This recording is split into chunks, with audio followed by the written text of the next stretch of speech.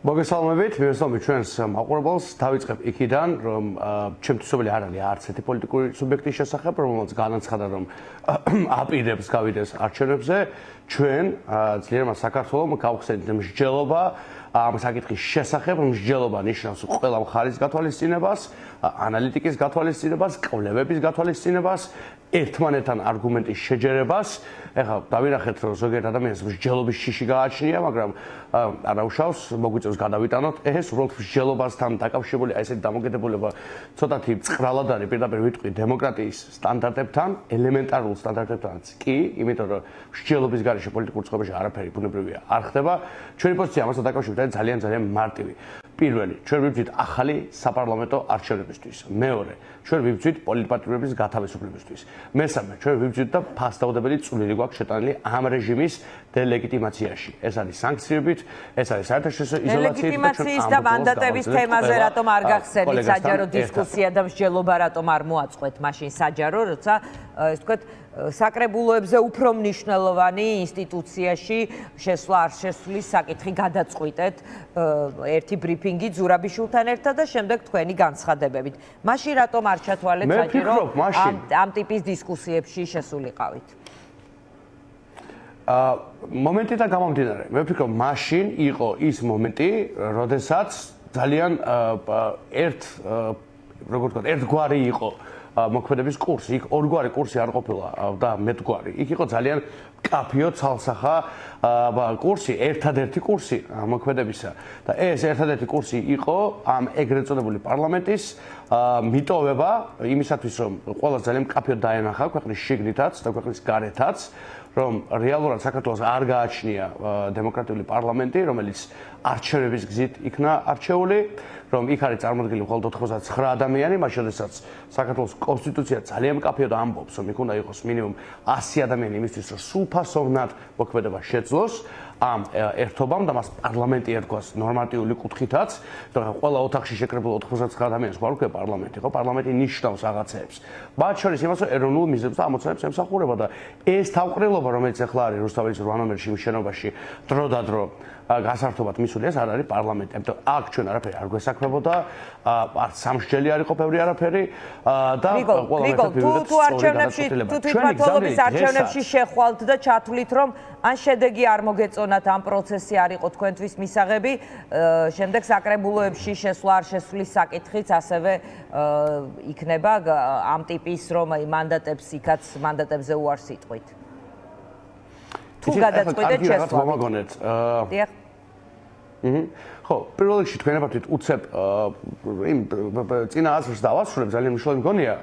ნახეთ, ჩვენი შეთავაზება არის მსჯელობა ერთიანი ფრონტით ამ რეჟიმის წინააღმდეგ პოტენციურად ერთით მეტი ახალი ბრძოლის ველი შევქმნათ. ეს რას ნიშნავს, რომ ყველა ის არსებული ფორმა პროტესტის, ველი პროტესტის, ყველა ის არსებული ჩართულობის ფორმატი რაც არის, ეს უნდა შენარჩუნდეს და პირიქით გაძლიერდეს და ერთით მეტი ახალი, განსხვავებული, პარალელური და არა ჩამნაცვლებელი ბრძოლის ველი გაიხსნას პოტენციურად. თუკი ჩვენ ყველანი შევდახვდებით, რომ ამის გაკეთება გსურს.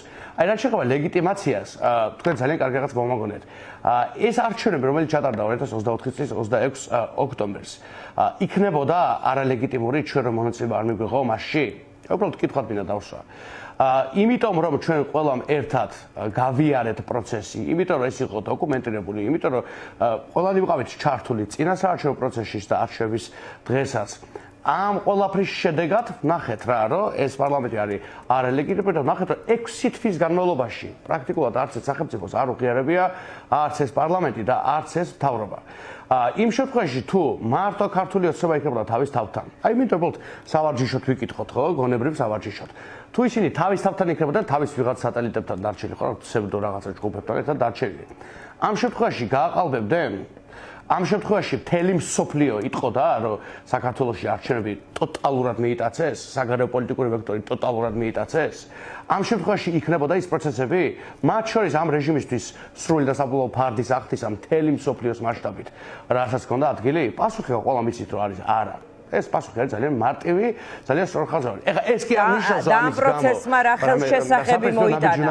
ამ პროცესმა რაიმე ხელშესახები ამ ეტაპამდე მოიტანა. ეს რეჟიმი ჩემთვის მოიტანა ეს რეჟიმი დღეს უფრო სუსტი ვიდრე იყო ოდესმე. თუ ჩვენ პროპაგანდის მხარეს ფიქრობთ, რომ ოცნება არის უფრო სუსტია ვიდრე ოდესმე და თქვენ რომ არალეგიტიმურს უწოდებთ ის ვერ მართავს, რაღაც ხელი ეშლება, ვერ იჭერს, ვერ აპატიმრებს, ვერ სცემს რაღაც. ხელი ეშლება?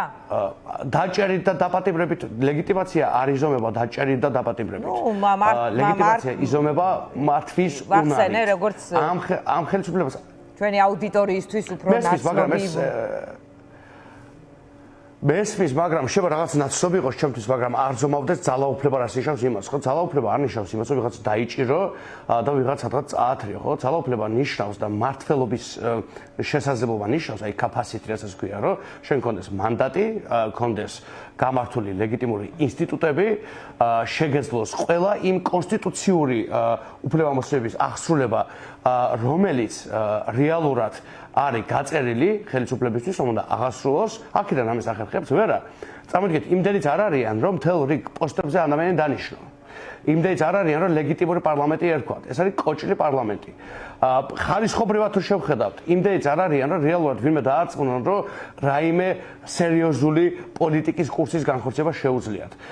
ისიც კი ვერ გამოსდით, რომ ელემენტარულად ვინმე მიესალმოთ გარდა შემთხვევით ალფაბეტური დღის წესრიგით რომ მოხვდებიან სადღაც შეხვედრაზე, იქ რომ ვიღაცამ წამოარტყას, აი ეს გამოვიდათ მხოლოდ 9 წამიანი საუბარი. კარგი, გრიგოლ, კი ბატონო, მაყურებელი ყველა კადრი აქ ნანახი.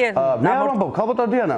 ვილაპარაკოთ კვლევაზე, რამდენჯერმე მე არ ვამბობ, რომ ნახეთ, მე არ ვამბობ, რომ მე რაღაც ილუზიას კი არ ვქრი, რომ ყველაფერი კარგად არის. არა, ძალიან მძიმე არის სიტუაცია ობიექტურად, რომელიც დღეს ქვეყანაში გვაქვს შექმნილი, მაგრამ ხელისუფლება წკიბზეა თუ პიკზე, ეს არის რა თქმა უნდა, ასევე დისკუსიის და შეხედულების თემა, ვინ როგორ უყურებს ამას, გასაგებია თქვენ პოლიტიკაში ყველაფერი შეხედულების ამბავია, რა თქმა უნდა. მე ვამბობ, რომ ეს ხელისუფლება არის დელეგიტიმიზებული, არის ძალიან სუსტ მდგომარეობაში და თუ კი ჩვენ გავატარებთ სწორ პოლიტიკურ კურსს და სწორად დავარტყამთ ამ რეჟიმს ყველა საყრდენ სვეტზე, ჩვენ შეგვიძლია რომ ეს რეჟიმი გადავტეხოთ. მეორე, მე ღრმად ვარ დაწუნული, აი ამ კრიზისის გამო, რომელშიც არის. საყრდენი სვეტი არის თვითმმართველობის არჩევნები. თქვენთვის ასე და აი ეს უნდა განვიხილოთ ერთად. ამაშია საქმე, ეს უნდა ჩვენი შეთავაზება ხომ ეს არის საზოგადოების მიმართ. ვინმე გამოეხმაურა თქვენს ამ შეთავაზებას, გრიგოლ? ვიმსჯელოთ ჩვენ შეთავაზებას აქვს სხვადასხვა ინტერესი თელ რიგ წრეებში, მე შემიძლია გითხრათ ეს პოლიტიკოსთა შორისაც მსჯელობა თუ არ გინდა ადამიანის პოლიტიკაში რა გინდა, აქედან დავიწყოთ ძალიან მარტივად. მეორე თემა არის რომ ვიმსჯელებთ ვინ რას გადაწყვეტს და ჩვენ ბუნებრივია ძალიან ღია ადამიანები ვართ და პატივცემთ, მაგრამ მაგალითად 4 ნომერმა არ ვიცი ნაციონალური მოძრაობა მეყოლება სტუმრად, მაგრამ 4 ნომერმა ძალიან ღია თქვა რომ ბოიკოტის მომხრეა და რომ ვერ წარმოუდგენია მოცემულობა, სადაც დისკუსიამ ამ თემაზე შეიძლება გადააფიქრებინოს ეს გადაწყვეტილება. ანუ აპრიორი წინასწარ აქვს მათ ჩამოყალიბებული პოზიცია. ხო, აპრიორი, ნახეთ, ხო, ჩვენ არ ვართ რაღაც გასართობ დარგში, ჩვენ სახელმწიფოს მომავალი გვაბარია და მე არ მგონია სერიოზული, პირდაპირ ვიტყვი, არ მგონია პოლიტიკურად სერიოზული, რომ მსჯელობის გარეშე აპრიორი ჩაკეტილი კონდეს რაღაცები, იმიტომ რომ შესაძლებელი პოლიტიკა არის ცვალებადი დარგი. ეს ასეა 20 საუკუნეა და მეტი. თქვენ არანაირი აპრიორი განწყობა არ გაქვთ ამ პროცესში? როგორ არ მაქვს აპრიორი განწყობა? ძალიან ბევრი აპრიორი განწყობა მაქვს, მაგრამ ეგ კი არ ნიშნავს აზროვნების არჩევნების თემაზე აპრიორი განწყობს თქვენ რაღაც ჩამოყალიბებულთან ახლო პოზიციით შედის ლელო. მე მაქვს არა, ჩვენ განწყობა არ გვაქვს მიღებული და პირდაპირ ვამბობ, რომ არ გვაქვს განწყობა მიღებული, მაგრამ ჩვენ ყველა მიცის ჩავატარეთ კვლევა, ჩვენთვის ნახეთ თვითბიზანი არ არის. ეს პარტიამ ჩაატარა, მოგვიყევით რა ამ კვლევაზე, გრიგოლ? დიახ, ჩვენ ამ კვლევას მე დიდი იმედებით ძალიან მალე გავაცნობთ ყველა დაინტერესებულ ჯგუფს და ეს გვინდა ისეთი ტიპის პროცესის შექმნა, რომელშიც მონაწილეობს ხალხი, კრიტიკოსები, მათ შორის და პირველ რიგში მომხრეები, საშუალო აზრის, ნეიტრალები, ეგეთი პროცესი უნდა შევქმნათ, იმიტომ აქ ძალიან მნიშვნელოვან განწყობას ვიღებთ.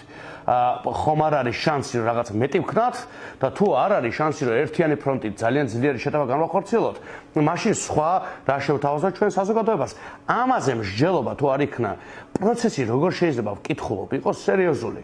წარმოუდგენელია. კვლევამ რა გაჩვენა? კითხვა იყო ასე დასმული, მივიღოთ თუ არა მონაწილეობა ადგილობრივი თვითმმართველობის არჩევნებში. კვლევას ჩვენ გავაცნობთ ადამიანებს. აი რომ გითხრათ ეს ფრაგმენტი საინტერესოა, რახან ეყრდნობით რიტორიკა, ეს თქვა არგუმენტად იყენებ. კი.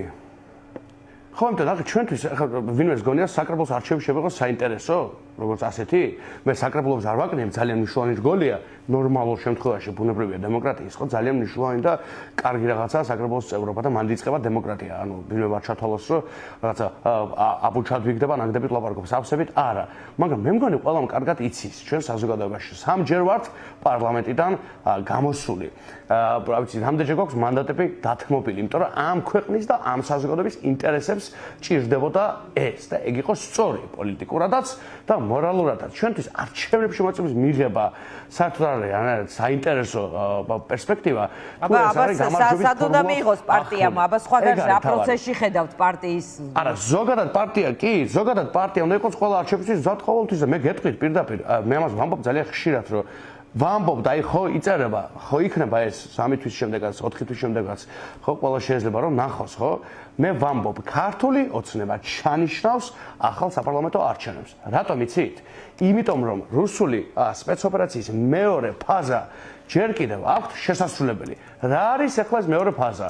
ეს არის საკონსტიტუციო უმრავლესობის დაწერა ქართული ოცნებისთვის და საქართველოს კონსტიტუციიდან 78 მუხლის ამოღება. ისევე როგორც მთელი ქართული პოლიტიკური და ეკონომიკური სივრცის დაპატრონება და ქართული სახელმწიფოს უკვე ოფიციალურად და ფორმალურად ყველა ბოლო წვეთის ჩათვლით გადაფორმება. ამას გააკეთებს ქართული ოცნება. ქართული ოცნება არის ეგრეთ წოდებულ win-win სიტუაციაში თავისი აზრით. რატო? მას აქვს და მე ამას გუშინაც ვამბობდი, მას შორის თქვენ არხზე, სწორედ თქვენს არხზე სხვა შორის, მას აქვს ძალიან კარგად მოაზრებული. რას ნიშნავს მისთვის გავიდეს ნაწილი ოპოზიციის? რას ნიშნავს მისთვის არ გავიდეს არავინ? ამისთვის ის არის მზად. მაგრამ ის რისთვისაც არ არის მზად ქართული ოცნება, არის ის და კვლევაც ამას მოწმობს და კვლევაზე გათხოვა, არის სწორედ ის, რომ გავიდეს ყველა ერთად, ერთიანი ფრონტით. ჩვენ არ გვითხოვს, რომ ჩვენ გვინდა გასვლა, ან ვაპირებთ გასვლას. ჩვენ ვთქვით, რომ კვლევა მაჩვენა, რომ ერთიანი ფრონტით, ერთიანი რესურსით, კიდევ იქ ბევრი საინტერესო მოდელია, ხო, საზოგადოების ჩართულობის, აქტივისტების ჩართულობის, გვითხარით, რამდენი პროცენტია კვლევაში ოპოზიციის ერთიანი ფრონტით თვითმმართველობის არჩევნებში მონაწილეობას? შეგიძლიათ გითხრათ, კვლევაში რამდენი პროცენტი აქვს თვითმმართველობის არჩევნებში ოპოზიციის მონაწილეობას? არ ვიცი ერთიანი ფრონტით თუ როგორ იყო კითხვა დასმული, ალბათ ოპოზიციამ მიიღო 60% დაახლოებით, 60% ამ კვლევის თანახმად და მე შემოვიდა ნახავ სხვა კვლევასაც, ძალიან ღია ვარ ისე და ისე, აზრების უნდა იყოს როგორ იყო კითხვა ფორმულირებული, შეგიძლიათ გითხრათ? პრეფერენცია მქონდეს ან მე მინდა რომ მე არ მინდა მე რა მახსოვს პრობლემები ეს გავაცნო საზოგადოებას. მოდით ყველამ ერთად გამიხოთ ეს კვლევა და ჩვენ ეს უნდა გავხადოთ. ბოიკოტის სასარგებლოდ რამდენი პროცენტი იყო? ისევ და ისევ არ მინდა ცალკეულ სტროფებში შევიდე, მე შემიძლია ახლა 60 თქვით ახლა და მინდა რომ მთელი კვლევა გეუბნებით რომ 60% ემხრობა მონაწილეობას. მე პირადად ბევრ ეთერში თქვი გულწრფელად, და აქაც ვიტყვი გულწრფელად, მე არ მოველოდი ამას. აი მე პირადად ერთი ადამიანი გრიგოლი ამას არ მოველოდი. შეიძლება რაღაც დაახლოებით 49-51 მეფიქრა, მაგრამ ის რომ 60% იტყოდა რომ ამას ელის, კარგ შემთხვევაში მე პირადად არ ველოდი. მაგრამ მე წამს კვლევაზე დამყარებული პოლიტიკური პროცესის ზოგადად. ესაა ჩემი იდეალი და ეს იყო ყოველთვის ჩემი იდეალი და სხვა კვლევასაც სიამოვნებით ვნახავ. ხო, მაგრამ ამას ხო შეიძლება უნდა და რა Facebook-ზე ერთმანეთის ლანძღვა. აი როგორ შეიძლება ქვეყნის მართვა გინდოდეს და ამის ამბიცია გვაქვს ყოველას ერთად დემოკრატიულ ძალებს. და ეს უნდა დაწყებულიყო კიდევაც გასული წლის შემოდგომაზე, ხო? რომ არა მიტაცებული არჩევნები. და იმას ვერ ვახერხებდეთ, რომ ვისაუბროთ, ეგებ ვის რა გვაქვს სათქმელი, ხო? მაგრამ ჩვენ ამ პროცესში შეუწყობთ აუცილებლად ხელს. რაღაცა დათქმების და ჩაკეტვების და ერთმანეთის რაღაცა ზიზღის გარეშე და Facebook-ზე ლანძღვის კამპანიის და რაღაც ისტერიკის გარეშე ამას აუცილებლად შეუწყობთ ხელს. აქტივისტებთან ერთად, პოლიტპატიმრების ოჯახებთან ერთად, პოლიტპატიმრებთან ერთად, ამდენადაც კომუნიკაციის სხვა ფორმები შეგვიძლია რომ გამოვიყენოთ. ამისთვის ჩვენი მიზანი არის ერთიანი ეროვნული კონსოლიდირებული პოზიცია და აი ეს წავიკითხეთ კიდევ ერთხელ ვიტყვი ევროპარლამენტის პათოში, ხო, საწერია ეს არის ისეთი შესაძლებლობა. კი ბატონო, გრიგოლ, ეს არის დემოკრატიული კონსოლიდირების თუ ოპოზიციის ამომრჩეველი. ეს არის გამოკითხულთა 60% თვლის. გამოკითხულთა 60% ბუნებრივი არის. კი ბატონო, იმიტომ რომ სოფს გონია რომ მონაწილე ოცნების ამომრჩევლებს, ანუ აი ეს თქვათ კოცია, ვისაც არჩევნებში მონაწილეობა უნდა, ამ კვლევით ახლა ისე არ გამოვიდეს, რომ ოცნებას ამომრჩეველი გაეზარდა. დეკლარირებულ პროცენტს მიღმა. კი ბატონო, 60% ემხრობა ოპოზიციის არჩევნებში მონაწილეობას, ეს გავიგეთ. ისე. დიახ. ნახეთ, ერთი მნიშვნელოვანი რაღაც ახსენეთ თქვენ ძალიან. ისე არ გამოგვივიდეს, რომ ოცნების ამომრჩეველი არ არის ამომრჩეველი. ამომრჩეველი ყველა არის ამომრჩეველი. წერტილი. ჩემი როგორც პოლიტიკოსის მიზანი არის მათ შორის ის, რომ მე ოცნების ამომრჩეველი ვაქციო არა ოცნების ამომრჩევლად. და თუ ეს არ არის ჩემი მიზანი, საერთოდ რას ვაკეთებ პოლიტიკაში? ჩემი ამომრჩეველი ხო გყავს უკვე და არც ისე ცოტა. ჩვენ როგორც გუნდს ყავს 183,000 ამომრჩეველი გაყალბებული უბედური არჩევითაც კი. ჩემი მიზანი ყოველთვის არის, რომ ის ვინც დღეს არის ოცნების ამომრჩეველი, აღარ იყოს ოცნების ამომრჩეველი. ისე ძალიან ცოტანი არიან, ახლა ვიტყვი, ძალიან ცოტანი არიან სინამდვილეში, მაგრამ არსებობენ და ჩემი და მე, ახლა რა თქმა უნდა, მე მგონია ისინი ძალიან დიდ შეცდომას უშუალოდ და ცოდვას ჩადიან ამ ქვეყნის წინაშე. ახლა არ გაუკვირდება ჩემგან ამის მოსვლა, ხო? საოცრად დიდ ბოროტებას აძლევენ საკუთარი თავის წინააღმდეგ ხმას, მაგრამ ეს ხალხი არსებობს. ჩვენი მეზობლები არიან, ჩვენი ოჯახის წევრები არიან ზოგჯერ. ჩვენს გვერდით დადიან ყოველ დღე მეტროში, ავტობუსში, ქუჩაში. ამ ხალხის წაშლა უნდა ვინმეს? ეს ხალხიც უნდა დავარწმუნოთ, მე თუ მკითხავთ, ზოგადად და საერთოდ. ამიტომ იმაზე აპელირება, რომ ამ პროცესში ის გადის, ეს გადის, ეგ ჩემთვის არ არის საინტერესო. მე ყველა ქართულს ველაპარაკები, ვამბობ ამას. და ყველა მინდა რომ სწორ გზაზე ვიდგეთ ერთად. ეგ არის პოლიტიკის ფუნქცია, რომ დაარწმუნო, ელაპარაკო, იმსჯელო, შეცვალო. ეს არის პოლიტიკა კლასიკური ათეიდან მოყოლებული. რა თქმა უნდა, ავტოკრატიის პირობებში პოლიტიკა უფრო რთულია, არაკონვენციური პროცესია, მაგრამ უბრძოლველადაც არაფერი არ მოსულა არასდროს და მათ შორის არც ამ ქვეყანაში არასდროს დიანა, თქვენ ჩემზე ბევრად კარგად გახსოვთ, მათ შორის პროფესიულად უკვე ჩართული იყავით. ამ ქვეყანაში არასდროს არაფერი ნორმალურად არ მოსულა. სულ ერთმანეთზე უბედური პროცესების შედეგად ვიღებთ. მადლობა, გრიგოლ. ნებისმიერი არჩევნისთვის მზად უნდა ვიყოთ. იქნება ახალი საპარლამენტო არჩევანი და ამისთვის ვიყოთ პირველ რიგში მზად და ისე არ ვქნათ, დამით ვასრულებ, ისე არ ვქნათ, მეგობრებო, რომ აგვისტოს 10-ში ჩანიშნონ არჩევნები და ზოგი სურამში იყოს, ზოგი ქობულეთში დარჩეს სამი კვირა, რომელშიც კოორდინატორებსაც ვეღარ იქნებებს პარტიები, არც ვერი კამპანიებს და ქართული ოცნება შედეგად დაიწერს საკონსტიტუციო უმრავლესობას. აი ეგ არ დავუშვათ და ცოტა მეტი პასუხისგებლობა გამოვიჩინოთ. მადლობა გრიგოლ გეგელიას, მე მას დავემშვიდობები. შეიძლება ძალიან მაგარი რაღაცები გამოვნახოთ და გავაკეთოთ. კი ბატონო, მადლობა გრიგოლ გეგელიას.